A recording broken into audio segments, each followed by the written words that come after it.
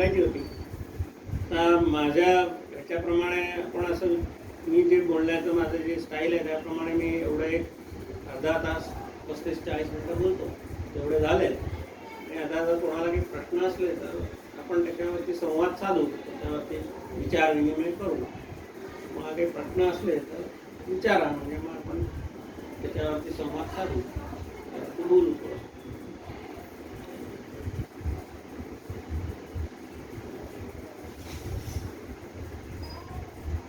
धर्म मोठा का पैसा? पुढे ना मला कळवलं नाही, मला पुढे धर्म मोठा का पैसा? मी आता धर्माची व्याख्या सांगितली, त्याच्यामध्ये पैसा कुठे मी दिसत नाही ना. पण माझं तर तेच आहे की धर्माचं ते तुम्ही डिस्क्रिप्शन दिलं की धर्म काय, पण सपोज माझ्यासाठी धर्म पैसा आहे, तर मग आपल्या सणात पैसा जो आहे ना, तो जो व्याख्या मी सांगितली ना, त्याच्यामध्ये जो दुसरा वस्तू आहे, जगत स्थिती कारण प्राणीनाम अभ्युदय. जो अभ्युदय आहे ना, अभ्युदय म्हणजे आपल्या सुखवस्तूंच्या साठी लागणारा जो पैसा, आता तो पैसा आत्ता झाला. पूर्वी ते बार्टर सिस्टीम होती, वस्तूच्या समोर वस्तू देत होती. तर ते जे अभ्युदय होण्यासाठी, म्हणजे अन्न वस्त्र निवारा आहे माणसाला, सगळ्या प्रत्येक माणसाला मिळाला पाहिजे, त्याचा म्हणजे काय म्हणतात त्याला अधिकार आहे. जन्म झाला तर प्रत्येकाचा हा प्रायोगिक अधिकार आहे, पहिला प्राथमिक अधिकार आहे, तो मिळालाच पाहिजे. म्हणजे त्याच्यासाठी जे काही लागतं तेवढ्यापुरता तो पैसा कमवायलाच पाहिजे. आता पैसा करन्सी आत्ता आली, पूर्वी बार्टर सिस्टीममध्ये तेवढी तर लोक कमवतच होते. ते कमवत असताना तुम्ही त्या पैशाच्या मागे नाही लागायचं, कारण की अति पैशाच्या मागे लागलं की मग लोभ येतो, आणि मग लोभ आला की लोभ मुलांनी पापानी, त्या लोभातनं इतर सगळे पाप निर्माण होतात, षड्रिपू तयार होतात. म्हणून पैशाला महत्व आहे, पण कितपर्यंत? आपला अभ्युदय होईपर्यंत. त्यांनी इतर लोकांना कोणाला त्रास होईल किंवा इतर लोकांना त्याच्यामुळे काहीतरी प्रॉब्लेम निर्माण होतील, अशा रीतीने पैसा कमवायचा नाही. पैशाला महत्व आहे, कारण आपण पैशाला जी देवता आहे लक्ष्मी, त्याचं आपण पहिलं पूजन करतो. श्री पैसा हे साधन आहे, पैसा आहे साधन, साधन आहे. म्हणून तो महत्वाचा नाही. डेस्टिनेशन तुम्हाला साधन आहे, कुठे जायचं. बापजी होते ना नारेश्वरचे, ते तर पैशाला हातही नाही लावला. जीवन गेलं. कॉम्प्युटर प्रोग्राम लिहितात तुम्ही, प्रोग्रामिंग लँग्वेज असते ना, ती साधन आहे. तेव्हा तिथे अल्टिमेट पैसा तेवढ्या पुरताच, म्हणजे अभ्युदय होण्यापुरताच. निःश्रेयस करण्यासाठी पैशाची जरूर नाही. निःश्रेयस म्हणजे आध्यात्मिक पैसा. म्हणजे म्हणायला सगळ्या गोष्टी अगदी खरोखर करतो, तुमची बरोबर आहे. सध्या हेच आहे की आपल्याला ह्या अशा रीतीने जे विचार प्रवर्तक मंडळी आहेत आमच्या मामासारखे असं काही कार्यक्रम गोठवतात, त्यायोगे समाजाचं प्रबोधन करत राहायचं. आणि आपल्या परंपरेमध्ये जी आपली नंतरची मंडळी, आता हा आलाय, जावई आले, या सगळ्या आल्या, तर चांगला विषय आहे.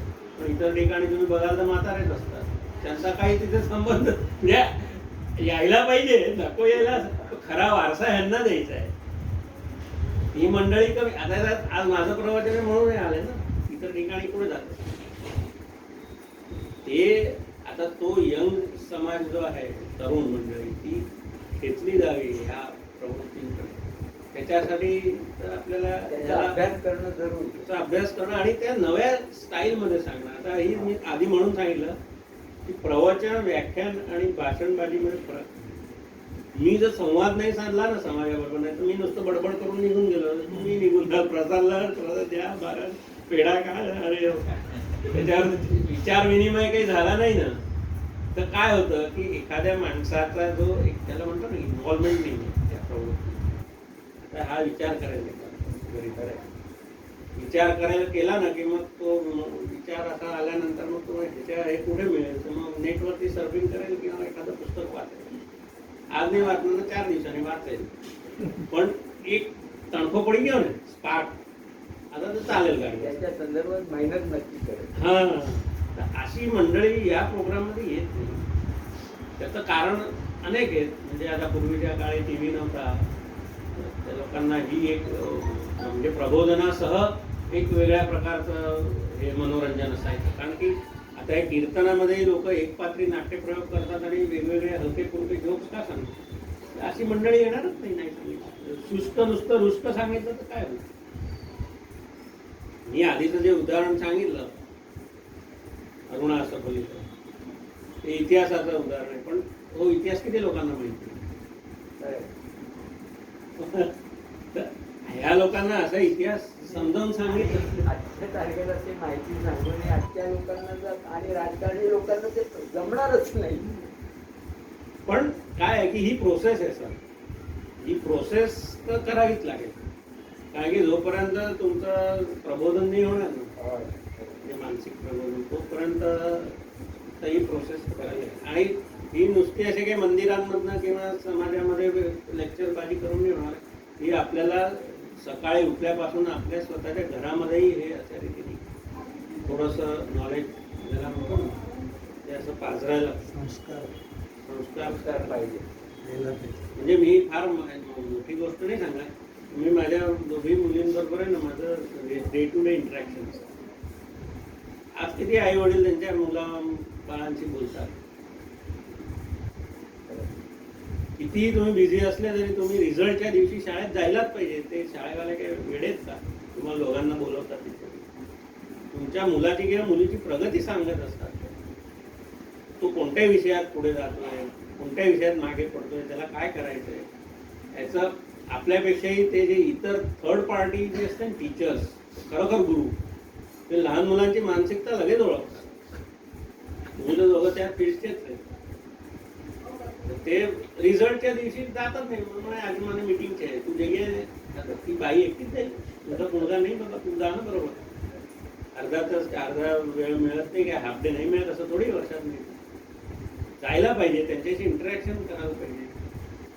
जरी वय वाढलं मुलांचं तर त्यांच्या त्या कक्षेला जाऊन बोलायला पाहिजे ना. लहान असेल तर लहान कक्षेला. ते संस्कार जे आहेत ना, म्हणजे अशा नुसत्या प्रवचनाच्या कार्यक्रमातनं किंवा वक्तव्याच्या कार्यक्रमातनं नाही होणार, सेमिनार करून नाही होणार. त्याला तुम्हाला डे टू डे त्याला ते पॅनिट्रेशन द्यायला.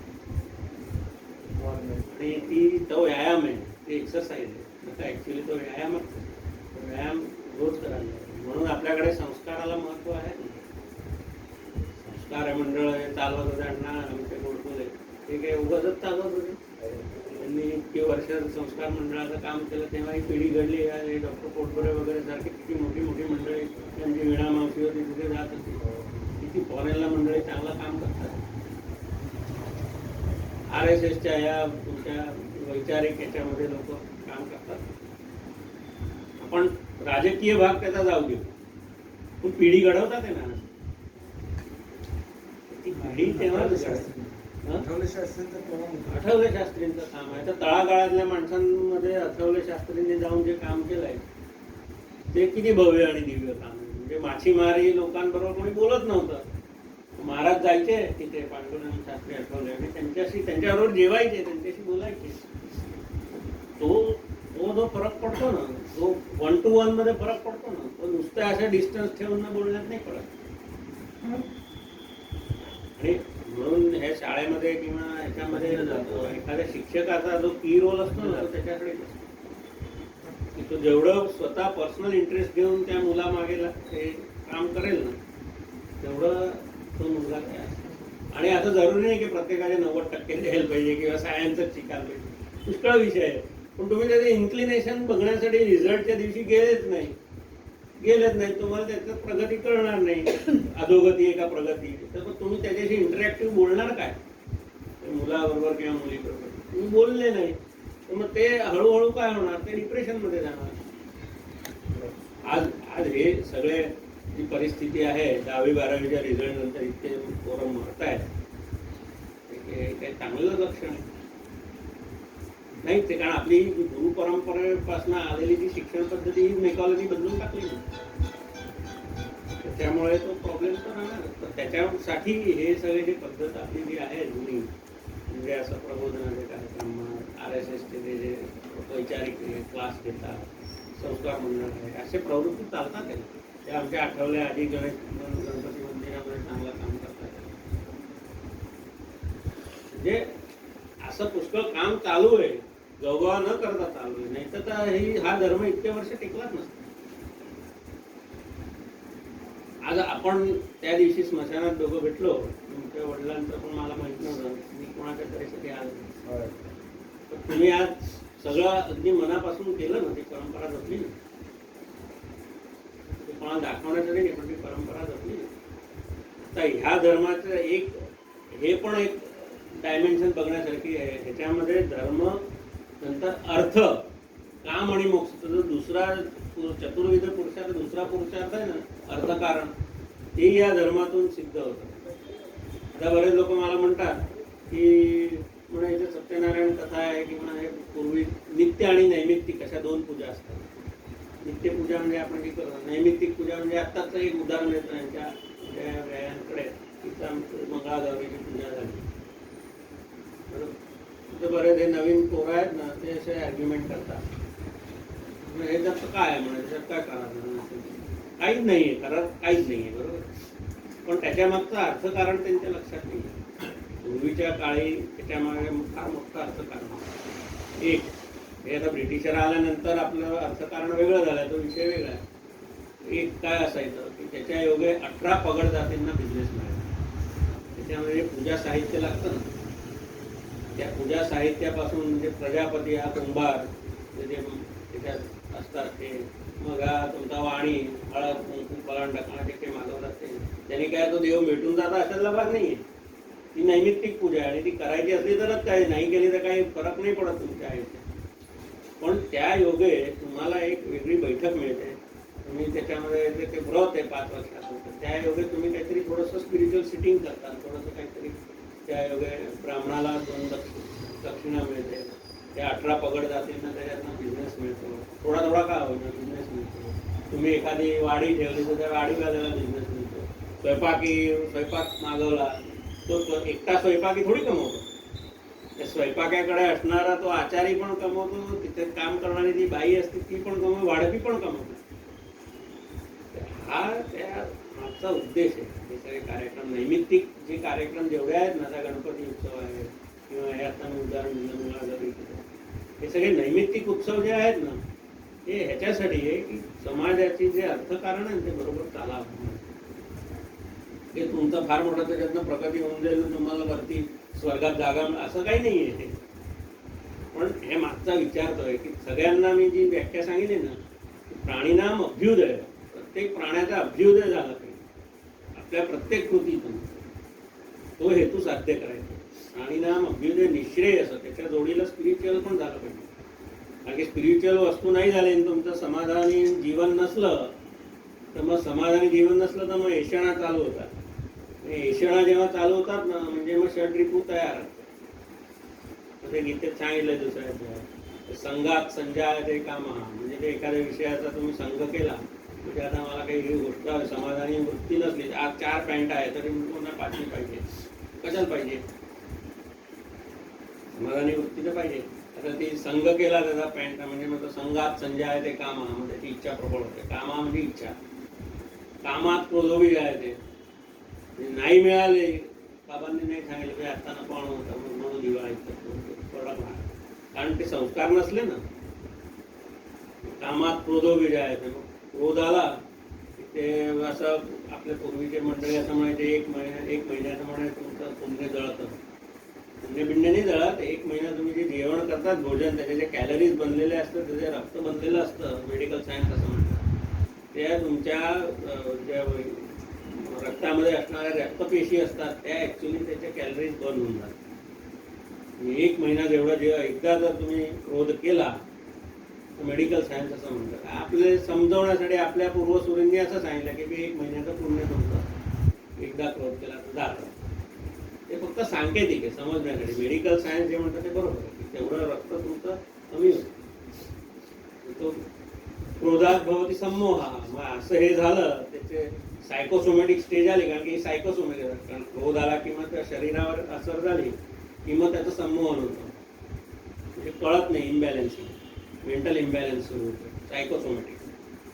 सिरीज आहे देवाने गीतेत सांगितलं. सम्मोहात स्मृतिविभ्रम, संमोहन असलं माणसाला किंवा स्मृतिविभ्रम, म्हणजे लक्षातच राहत नाही काही, मेमरी लॉस, मेमरी लॉस. म्हणजे आपण कुठे कोणाशी काही नाही, म्हणजे विवेकच नाही, काही कोणत्याही प्रकारचा विवेकच नाही. स्मृतिभ्रंशात बुद्धिनाश, कुठलाही शब्द कुठे काही. आणि मग स्मृतिभ्रंश झाला की बुद्धिनाश, कारण की मग लॉजिक चालतच नाही ना. बुद्धी कशावर चालते? लॉजिक तर्कावर. मग बुद्धिनाशात प्रणाशती, कारण बुद्धी संपली की ते जे आपलं जे अंतःकरण चतुष्ट आहे त्याच्यामध्ये बुद्धी नंतर अहंकार आहे. मन, बुद्धी, चित्त, अहंकार आणि आत्मा असं अंतःकरण चतुष्ट आहे. त्यामध्ये बुद्धी गेली, तुमचा कॉन्शियस गेला की तो तुमचा आत्मा म्हणजे तुमचा जीवात्मा जो असतो तो डिस्टर्ब झाला की शरीर खलास.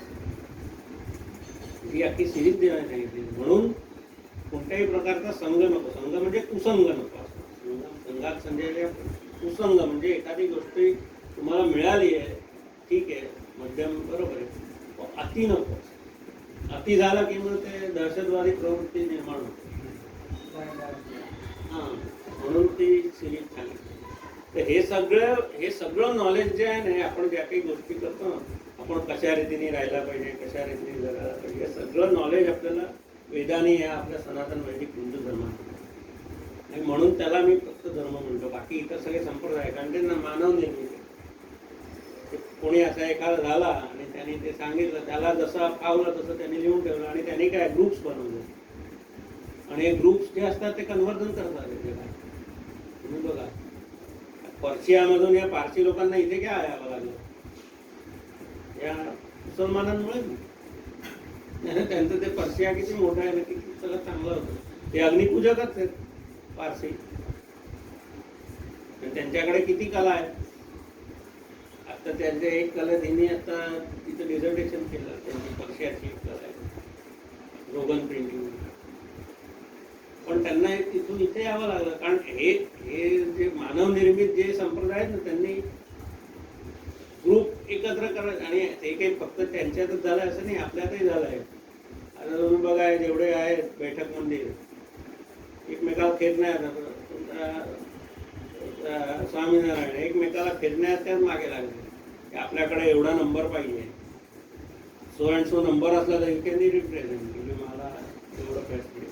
ते निगोशिएशनसाठी नंबर करतात, बाकी त्यांना काय धर्माचे काही संबंध नाही. म्हणजे हे संप्रदाय जे आहेत ना, ते जितके चांगले आहेत ना तितके व्यक्तिपूजक आहेत. आणि आपल्याकडे व्यक्तिपूजा नाही, आपल्याकडे सिद्धांताची पूजा. आता संघाचा विचार आहे ना, सिद्धांताची पूजा, व्यक्तीची पूजा नाही. डॉक्टर साहेबांपासून, गुरुजींपासून सगळ्यांनी हेच सांगितलं. पण हे आत्ताचं बदललं आहे. आत्ताच्या लोकांना आत्ताची हवा लागली आहे.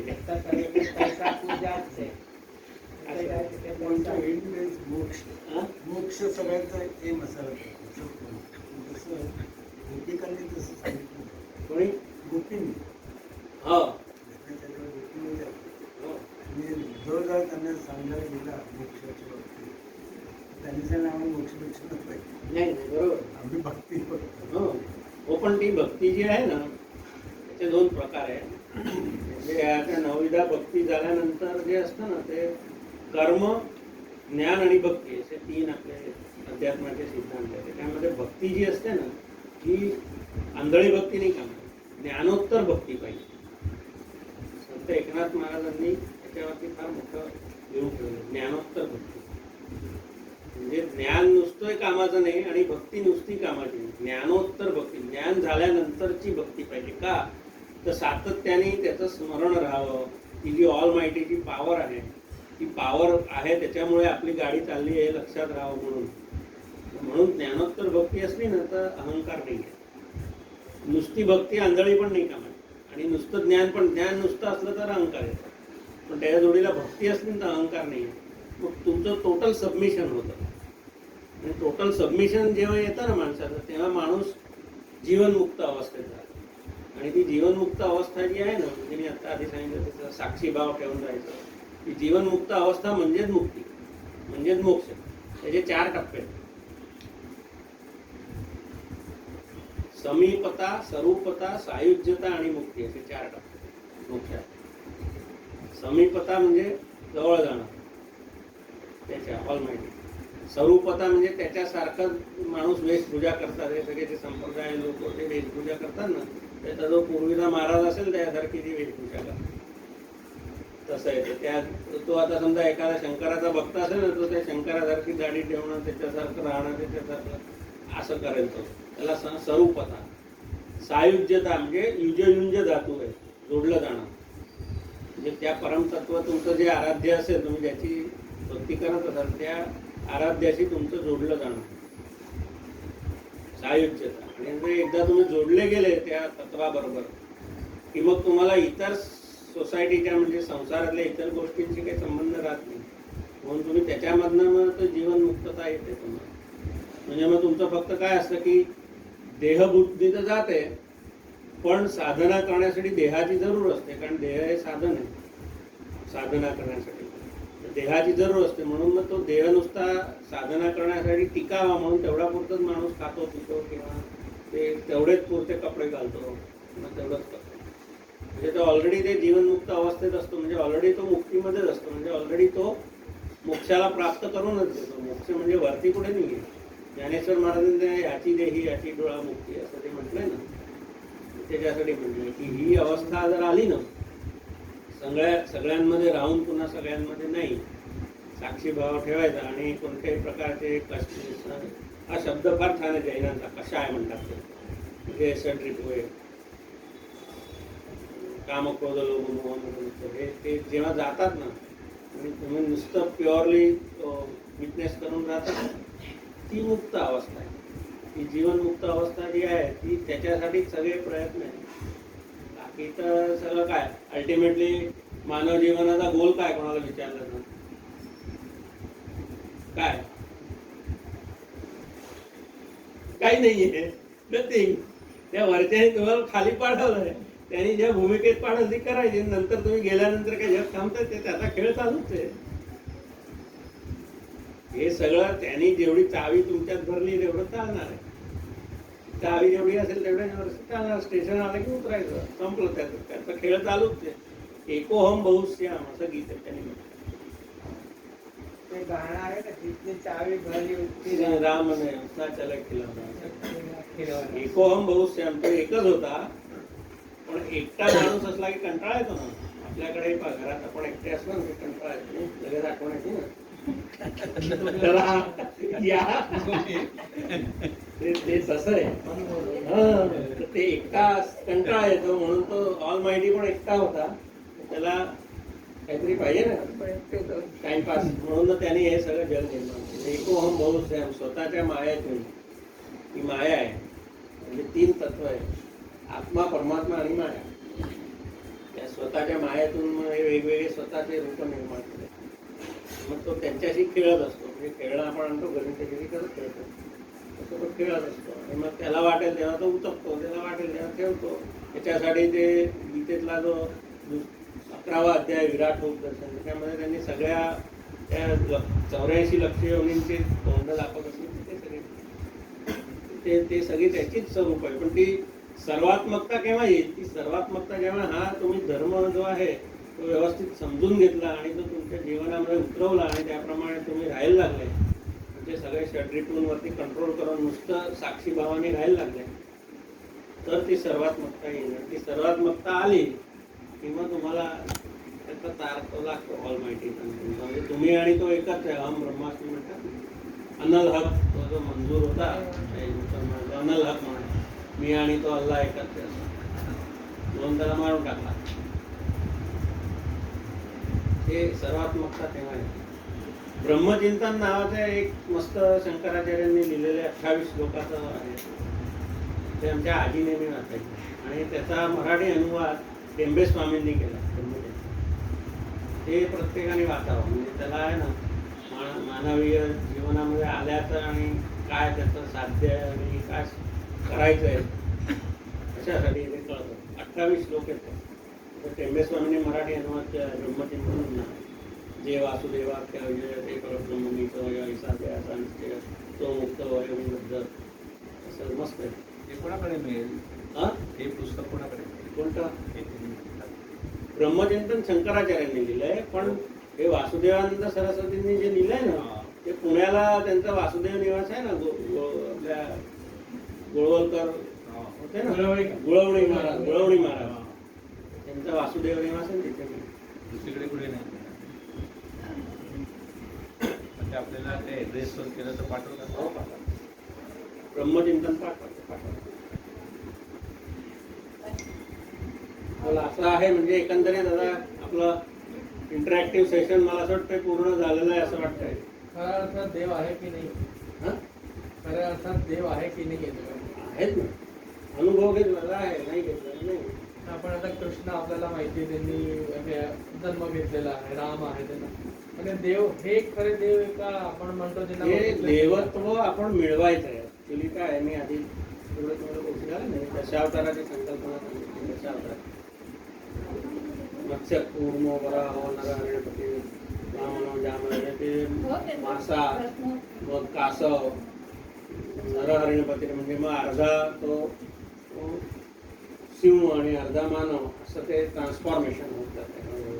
हे करत करत त्याचं जे रूपांतरण होत जात जात जात जात इथपर्यंत आला की रामाचा अवतार झाला ना, तर रामाच्या अवतारामध्ये त्यांनी या षड्रिपूंवरती टोटल कंट्रोल करून घेतलं. परशुरामाची मंदिरं नाही मिळत, पूर्ण पुरुषोत्तम रामाची मंदिरं असतील, मर्यादा पुरुषोत्तम ही रामाची मंदिरं असतील. का? कारण की त्यांनी देवत्व मिळवलं. देवत्व, देव आणि म्हणजे असुर आणि असुर असे ते दोन, दैवी संपत्ती आणि असुरी संपत्ती असते. कोणी पण, तू पण देव होऊ शकतो, पण ते तेवढं तुम्हाला मिळवायला पाहिजे. मनुष्य म्हणजे स्वतः माणसाने जे विवेकानंदांनी जी व्याख्या दिली आहे ना, ती हीच दिली आहे की प्राण्याचं मानवात रूपांतर होणं आणि मानवाचं देवात रूपांतर होणं, त्याला धर्म म्हणतात.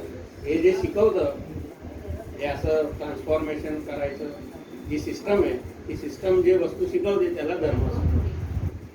धर्म म्हणजे रिलिजन नाही, जी सिस्टम आहे अख्खी ट्रान्सफॉर्मेशनची, ट्रान्सफॉर्मेशनची सिस्टम शिकणं आणि त्याप्रमाणे तुम्ही देवत्व मिळवणं, त्याला देव असतो. आता रामाचा मर्यादा पुरुषोत्तम, कृष्णाचा पूर्ण पुरुषोत्तम म्हणतात. आपण गौतम बुद्धाला पण देव मानलाय, भगवान बुद्ध म्हणतात का म्हणतात? कारण की त्यांनी देवत्व मिळवलं, या षड्रिपूंवरती कंट्रोल मिळवला आणि देवत्व सिद्ध केलं, म्हणून देव आहे. देव नाही असं नाही म्हणतात, कारण की तो स्पार्क आहे ना, तो जो ऑल माहितीचा स्पार्क आहे.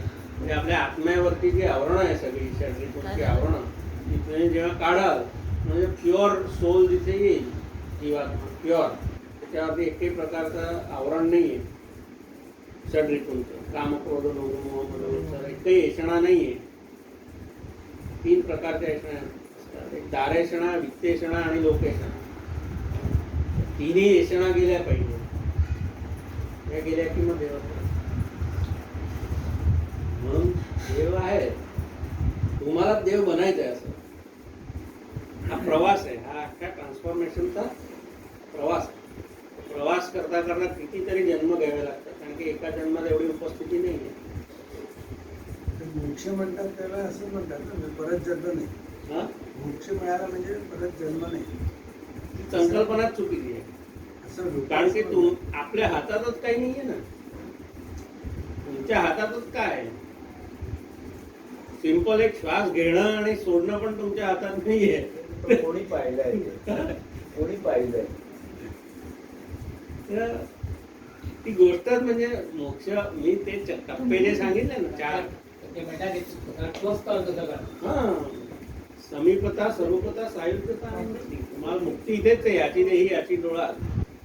म्हणजे तुम्ही सगळ्यांमध्ये आहात, तुम्ही इथे आहात, पण तरी सुद्धा तुम्ही तुमच्या जे म्हणजे आता एखाद्याला नामस्मरणाने तार लागतो, एखाद्याला मेडिटेशननी त्याचा स्पार्कचा अनुभूती येते.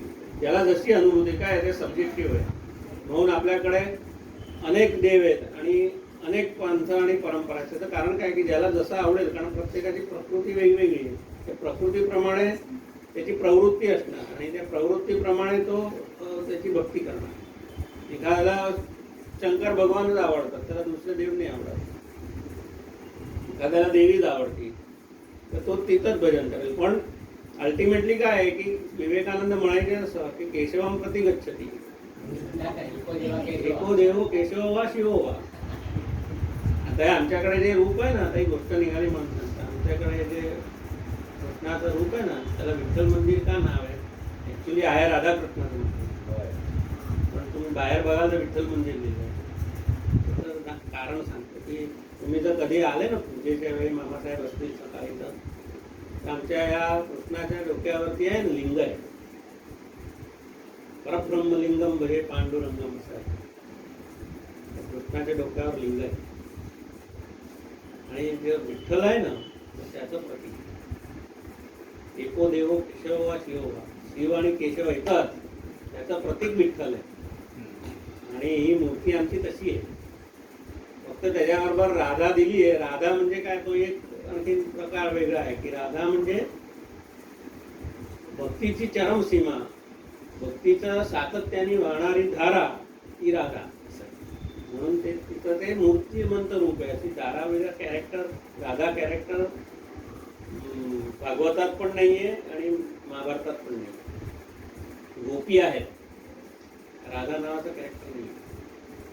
म्हणजे जे ओरिएंटलमध्ये गेलं ना, महाभारतामध्ये पंडित सुकटणकरांची प्रत आहे, भांडारकर ओरिएंटल इन्स्टिट्यूटमध्ये ती हे झाली आणि अख्ख्या जगामध्ये तीच मान्य मानतात महाभारताची प्रत. त्याच्यात कुठेही राधेचं कॅरेक्टर नाही. तशी रामायणाची आपली प्रत मान्य करतात तिथली ओरिएंटल जगात सगळीकडे. आता हे जे चुकादा आला ना त्याच्यामध्ये श्वेताने पाठवलेले आहे ते सगळे, मुकुंदादा होता त्या मुकुंदादाने पाठवलेले कोर्टात ते कागद रामायणासाठी. आपण रिसर्च केला त्याच्यावरती हा चुकादा राम म्हणजे. आणि राम म्हणजे काय, रमनते अस्मिन मने इति सा राम. काय मला बरोबर का? राम म्हणजे प्रत्येकाच्या, मी आधी जेव्हा म्हणलं ना की प्रत्येकाच्या हृदय सिंहासनावर विराजित करून परमेश्वराला वंदन करतो, तो जो आपल्या हृदयात असणारा स्पार्क आहे, रमनते अस्मिन मने इति राम. राम शब्दाची व्युत्पत्ती अशी आहे. आणि अयोध्या म्हणजे युद्धम अशक्य हा इति अयोध्या.